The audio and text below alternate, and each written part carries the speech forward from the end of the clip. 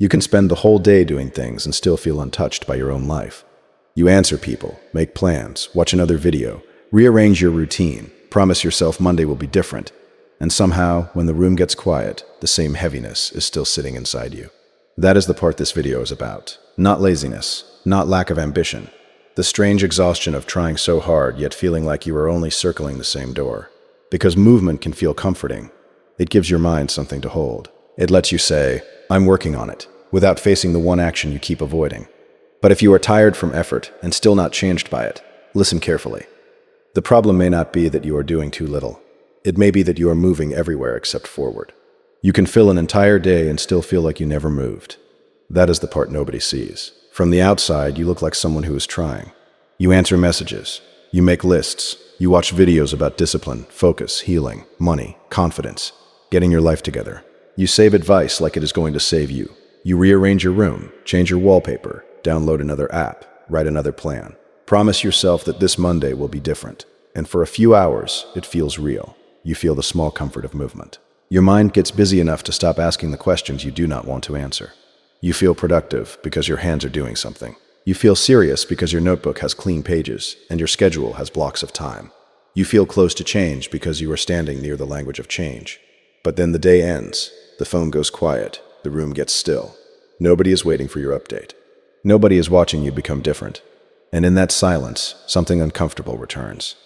The same pressure in your chest, the same scattered mind, the same insecurity you had before the new plan, the same feeling that you are behind in a life you cannot fully explain. That is when you begin to understand the difference between movement and progress. Movement can be loud. Progress is often quiet. Movement gives you the feeling of escape. Progress asks you to stay with one difficult thing long enough for it to shape you. Movement lets you keep touching everything without committing to anything. Progress forces you to stop performing effort and start producing evidence. And this is where it becomes hard to be honest with yourself, because you are not lazy. That would be easier to admit. You are tired from trying. You have spent energy. You have cared. You have wanted a better life badly enough to keep reaching for something. But maybe some of that reaching has become a way to avoid standing still in front of the real pattern. Maybe you keep changing the routine because you do not want to face the fact that you abandon yourself when things become boring. Maybe you keep collecting advice because using the advice would remove your favorite excuse. Maybe you keep replying to everyone because silence would show you how little time you have given to your own life. Maybe you keep starting over because staying consistent would reveal exactly where your discipline is still weak. That truth does not need to crush you. It needs to wake you up.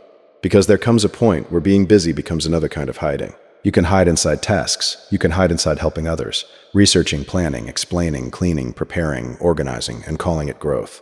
But deep down, you know when something is only keeping you occupied. You know the difference. You know when you're avoiding the message you need to send, the boundary you need to hold, the skill you need to practice, the debt you need to face, the body you need to train, the routine you need to repeat after the excitement is gone. You know when you are circling the same door without entering. Real progress begins when you stop asking, what else can I do? And start asking, what am I refusing to finish? That question is uncomfortable because it removes the decoration. It does not care how full your calendar looks. It does not care how many videos you watched. It does not care how many times you imagined the future version of you. It only looks at the small private evidence. What did you complete when nobody praised you? What did you keep doing after it stopped feeling new? What did you stop entertaining because it was quietly weakening you? This is where your life starts to change. Not in the dramatic announcement, not in the perfect plan, not in another burst of emotion at midnight. It starts when you choose one honest action and stop running from its repetition. You do not need more motion. You need one clean promise that you stop betraying. It is easier to stay busy than to sit with the truth that you already know what you need to do. That is why you keep moving, not because every task matters, not because every plan is necessary, but because movement gives you a small shield against the silence that comes when nothing is left to organize. When your phone is down, when the video ends, when the notebook is closed, when nobody is asking you for anything, there is a moment where your life feels too honest, and you reach for motion again because stillness starts asking questions. You tell yourself you are preparing, you say you are learning, adjusting, improving the system. You search for a better routine, a cleaner method, a clearer schedule, as if the problem is hidden somewhere in the design. And sometimes it is. But sometimes you are not looking for a plan. You are looking for a way to delay the moment when the plan has to meet your weakness. Because planning feels safe. Following the plan does not. Planning lets you imagine the disciplined version of you without having to become that person today. It lets you feel the emotional reward before the evidence exists. You can sit at night and picture the future, the calm mornings, the stronger body, the money saved, the peace restored, the confidence returning. For a few minutes, it almost feels like you have changed. But then morning comes and the old weight is still there, waiting in the ordinary details. That is the place you keep avoiding. Not because you are hopeless, not because you do not care. You care so much that failure feels personal.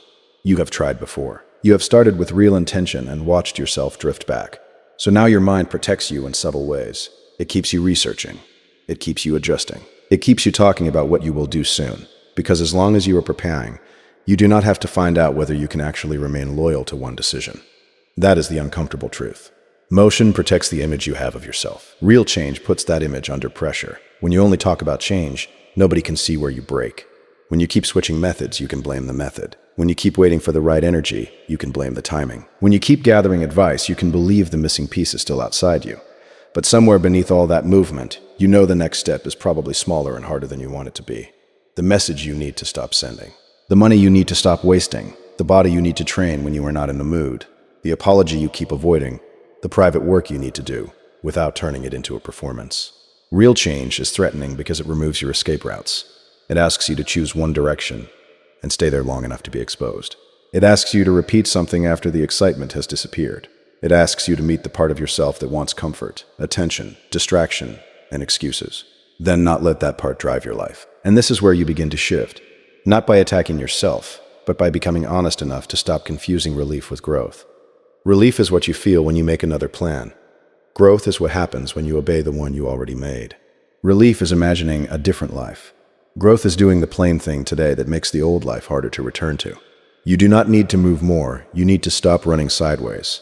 Choose the action that has been quietly waiting for you. Let it be simple. Let it be private. Let it be boring enough that your ego gets nothing from it. Then do it again tomorrow. Because the moment you stop using motion to protect yourself from change, you begin to meet the person you kept pretending you were preparing to become.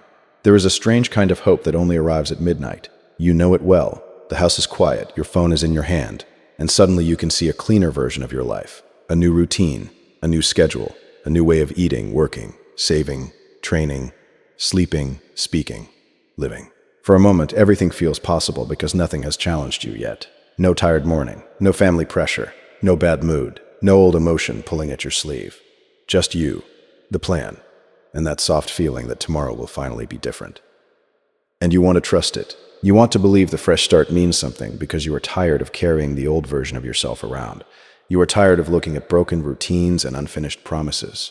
You are tired of remembering how many times you said, "This time I'm serious," then watch the same pattern quietly return. So when a new beginning appears, it feels like relief. It feels like washing your hands of everything that disappointed you. But this is where the trap begins. A fresh start feels clean because it has not been tested. It does not yet contain boredom. It does not yet contain repetition. It does not yet contain the third day, the fifth day, the second week, when the excitement is gone and nobody is clapping for your effort. In the beginning, you are not really dealing with discipline. You are dealing with imagination. You are in love with the picture of change before change asks anything from you. Then ordinary life returns. You wake up tired. The room is messy again. Your phone pulls you back into old conversations. Someone says something that unsettles you. Work drains you. Your body feels heavy. The routine that looked so sharp at midnight now feels dull in the morning.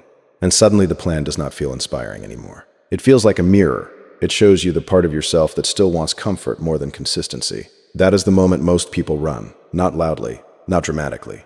They simply begin looking for another beginning, another method, another reset, another identity to wear for a few days. They tell themselves they need a better plan, but what they really want is that first feeling again. The emotional high before effort becomes ordinary. The clean page before handwriting gets messy. The promise before proof is required. And you may have done this more times than you want to admit. You did not fail because you lacked information. You failed because you kept abandoning the process at the exact point where it stopped entertaining you. You left before the habit had time to become evidence. You walked away before repetition could start changing your nervous system, your standards, your self-respect. You kept starting over, so you never stayed anywhere long enough to see who you might become if you stopped leaving. That realization can hurt, because it means the next beginning is not what saves you. The next app, the next notebook, the next Monday, the next burst of motivation. None of it matters if you keep treating discomfort as a sign to restart. Maybe the life you want is not waiting at the beginning of something new. Maybe it is waiting in the middle of something you keep quitting. Stay there. Stay when it feels plain. Stay when the routine loses its shine. Stay when nobody notices. Stay when you are not proud yet. only present. Let the process become boring enough to reveal whether you are loyal to change or only addicted to the feeling of becoming. Because the proof you are changing does not appear on the first day. It appears when the fresh start is gone and you are still there. You already know which part of your life you keep walking around.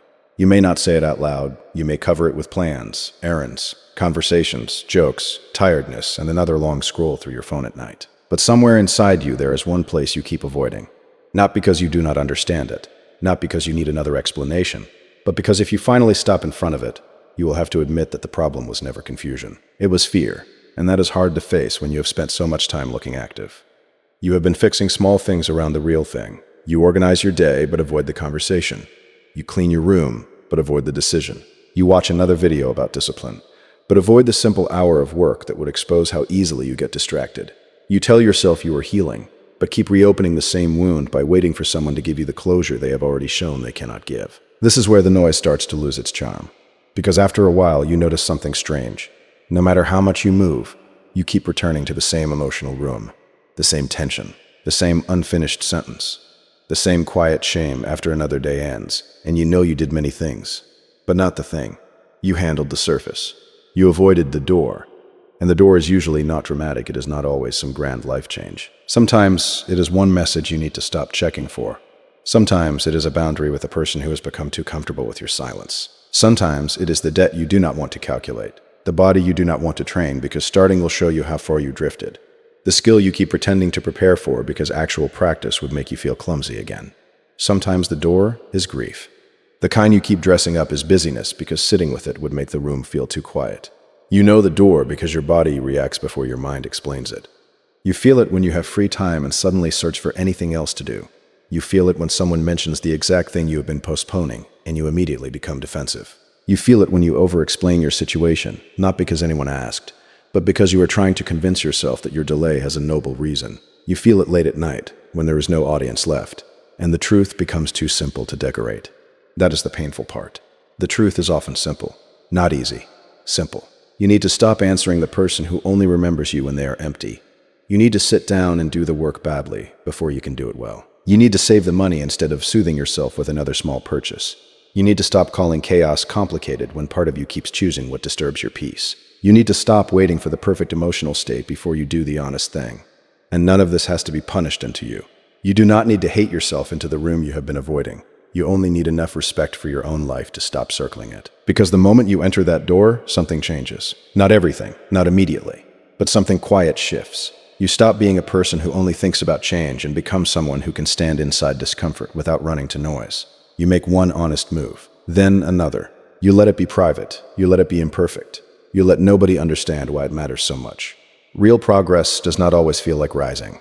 Sometimes it feels like finally turning toward the thing you kept pretending not to see, placing your hand on the door and realizing it was never locked. You were just afraid of what would be required after you opened it. The moment you tell everyone you were changing, a small part of you starts feeling paid before the work is done. That is the quiet danger. You say it out loud because you want it to feel real. You tell a friend about the routine. You mention the discipline you are building. You post the clean desk, the new shoes, the book beside the coffee, the early alarm. And for a moment, people respond to the idea of you becoming different. They encourage you. They notice you. They give you the warmth that progress was supposed to earn slowly. Then the room goes quiet again. Now you are alone with the part nobody claps for. The actual repetition, the body that does not want to train, the page that stays empty, the message you want to send but know you should not, the boundary you set in your mind but still have to hold when someone tests it. This is where change becomes less attractive. Not because it is meaningless, but because there is no audience to soften the discomfort. And maybe that is why silence feels so difficult for you. When nobody knows what you are doing, there is no image to protect. There is only the work. There is only your own witness. You cannot dress it up. You cannot turn it into a story. You cannot receive credit for the intention. You have to meet the simple question that waits underneath all of it. Would you still do this if nobody ever praised you for it? That question exposes more than you expect. Because sometimes you were not chasing growth. You were chasing recognition for wanting growth. You wanted someone to see that you were trying, that you were hurt, that you were serious now, that you were not the same person they misunderstood. And that desire is human. After being ignored, doubted, or treated like your effort did not matter, you start wanting proof that someone sees the new you forming. But the new you cannot be built in front of everyone. Some things need privacy because they are too fragile at the beginning. A habit can be ruined by turning it into an identity too soon. A boundary can weaken when you keep explaining why you need it. A healing process can become performance when every quiet step has to be translated for people who were never going to understand it anyway.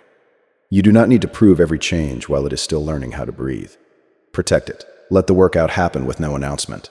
Let the money stay saved without telling anyone how disciplined you were. Let the page be written badly, quietly, without turning it into a symbol. Let the phone stay untouched when the old impulse comes back. Let someone misunderstand your silence and still choose not to explain yourself into exhaustion. This is not hiding. This is building without leaking your energy. There is a different kind of strength that comes when your life stops asking for witnesses. You begin to feel the weight of your own approval. You start doing things because they restore respect inside you, not because they create a reaction outside you. The work becomes cleaner. The choices become calmer. The promise becomes less dramatic, but more real. And one day you notice something. You are not waiting for someone to validate the change. You are living with evidence they never saw being made.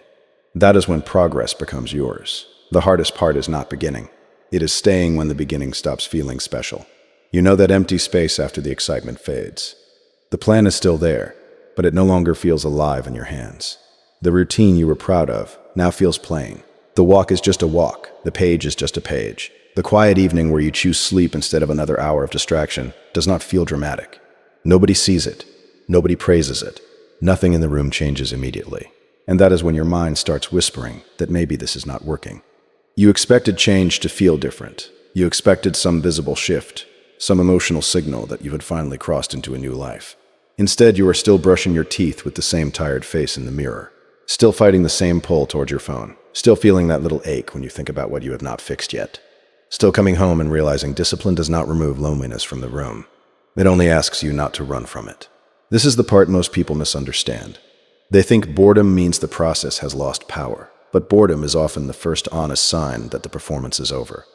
The crowd inside your head has gone quiet. The fantasy has stopped entertaining you. Now there is only the small, repeated action in front of you, asking whether you are willing to respect yourself without being emotionally rewarded every time. That is where identity starts to move. Not in the loud moments, not when you feel inspired, not when you can picture everyone noticing how much you have changed. It begins when you do the same simple thing without needing it to feel meaningful. You train your body on the day it feels ordinary. You keep the money instead of spending it, to soften a bad mood. You study when the room is quiet and nothing inside you feels sharp or brilliant. You do not send the message, even though part of you wants the old reaction again. Small things. Almost invisible things, and yet these are the things that teach your nervous system a new truth.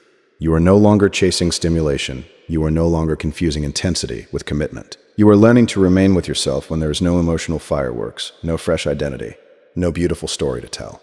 Just repetition, just restraint, just the slow return of self-trust. It can feel disappointing at first because real progress is much less theatrical than the version you imagined. You wanted transformation to arrive with a rush, but often it arrives as a quieter appetite for peace. A smaller need to explain yourself, a little more control at the moment you used to lose yourself. A private decision repeated so many times that one day it stops feeling like a decision and starts feeling like who you are. That is why you cannot keep quitting in the ordinary middle. The middle is where the old you gets tired of pretending. The middle is where your excuses become easier to see. The middle is where your discipline stops being an emotion and becomes a relationship with yourself. Not perfect, not glamorous, but real enough to return to. So when the process becomes boring, do not panic. Do not rush to replace it with something louder. Let it be plain. Let it be slow. Let it ask more from you than excitement ever did. Because the life you keep imagining is not built in the moment you feel inspired. It is built in the quiet stretch where nothing looks impressive. And you stay anyway. Some days you will feel like nothing is changing, even while you are quietly doing everything differently. That is what makes this part so dangerous.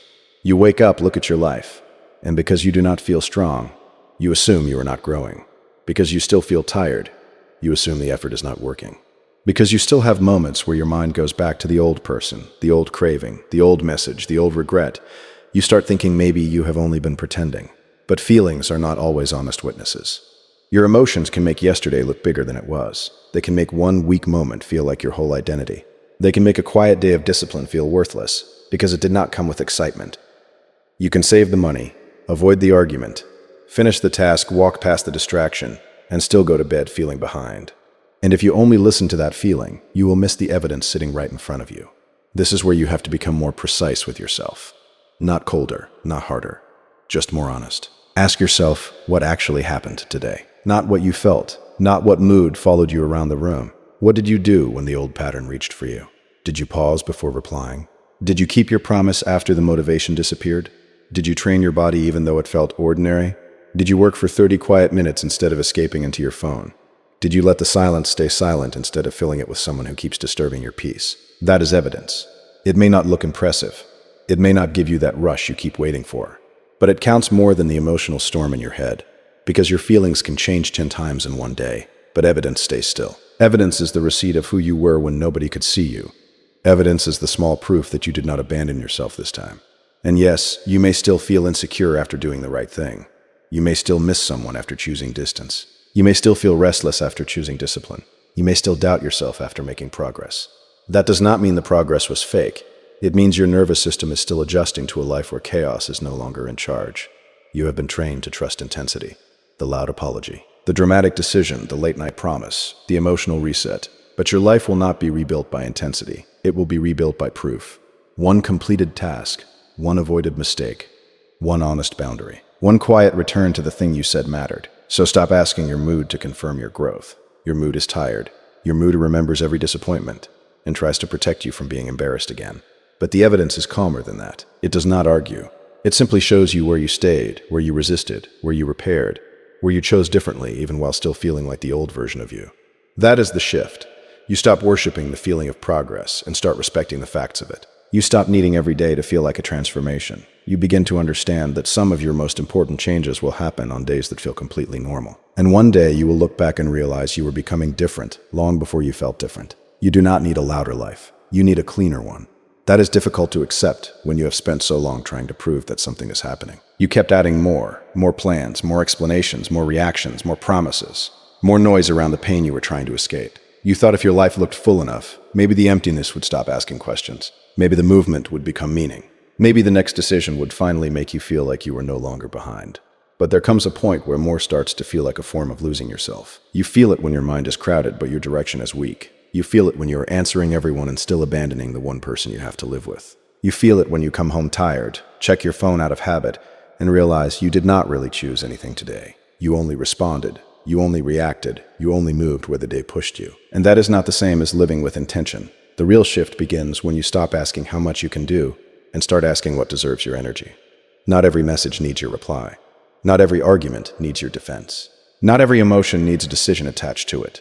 Not every person who misunderstands you deserves another explanation. Sometimes your progress is not in moving faster. Sometimes it is in refusing to be pulled in 10 directions by things that do not respect the life you are trying to build. This is where you begin to move less but mean more. Your words become fewer because you no longer use them to beg for understanding. Your choices become quieter because you do not need to turn every improvement into a performance. Your routine becomes simpler because you are no longer trying to impress yourself with complexity. You start keeping promises that are small enough to repeat and honest enough to change you. And at first, it may feel strange. Peace can feel empty when you are used to chaos. Silence can feel like rejection when you are used to chasing responses. Discipline can feel boring when your nervous system is used to drama. But slowly, you begin to notice that the life you were afraid would become smaller is actually becoming yours. You are not spread across every demand. You are not leaking yourself into every distraction. You are not trying to become a new person every Monday because you are finally learning how to remain with the same promise. That is maturity. Not a dramatic reinvention. Not a speech. Not a perfect routine. Just the quiet ability to choose what matters and stop feeding what keeps you restless. You save the money without announcing it. You train your body without turning it into an identity. You let the message stay unanswered because your peace is no longer available for every old pattern. You work in private even when progress looks slow. You stop chasing the feeling of transformation and begin living with the evidence of it. And one day, the change becomes visible in a different way. Not loud, not sudden. People may not even know what happened. They only sense that you are harder to disturb. You do not explain as much. You do not rush toward every opening. You do not trade your focus for temporary attention. You have become more careful with yourself. That is when movement finally becomes progress. Not because you are doing everything, but because what you do now has weight. If this video made you pause, do not rush past that feeling. Sometimes the first sign of progress is not excitement. It is the quiet discomfort of realizing where your energy has been leaking. So before you start another plan, choose one honest action you can repeat without applause. One promise you can stop betraying. One door you can finally stop circling. If this kind of deep, quiet self-mastery speaks to the part of you that is rebuilding in private, like the video so it reaches someone else who is tired of pretending movement is enough. Subscribe and keep watching this channel when you need a place that does not feed noise but helps you return to discipline, silence, self-respect, and inner steadiness. And in the comments write one word: evidence. Let it mark the moment you stopped proving change and started living it.